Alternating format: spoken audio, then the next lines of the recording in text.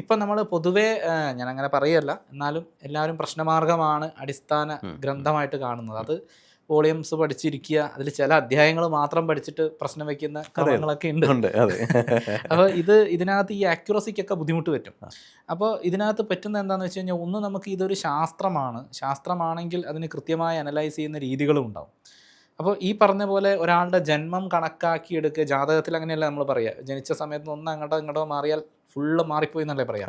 അപ്പോൾ ഇത് അങ്ങോട്ടും ഇങ്ങോട്ടും മാറിയതാണ് നമ്മുടെ കയ്യിൽ അവൈലബിൾ ആയിട്ട് കിട്ടുള്ളൂ.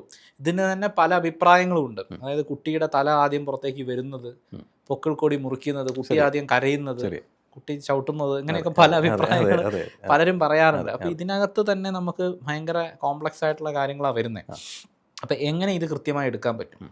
പക്ഷേ ഇതിനകത്ത് ഒരാളുടെ ജന്മം കണക്കാക്കാൻ ഇദ്ദേഹം ഈ പറഞ്ഞ പോലെ നമ്മുടെ ശരം എന്ന് പറഞ്ഞു കഴിഞ്ഞാൽ ഇപ്പോൾ തന്ത്രവുമായിട്ട് റിലേറ്റ് ചെയ്തെടുക്കുന്ന സമയത്ത് നമ്മുടെ പ്രാണൻ്റെ സഞ്ചാരത്തിൽ ഈ ശരത്തിലൂടെയാണ് നമ്മുടെ ഉള്ളിൽ നമ്മൾ ദേവതയെ ആവാഹിച്ച് പുറത്തേക്ക് വയ്ക്കുക.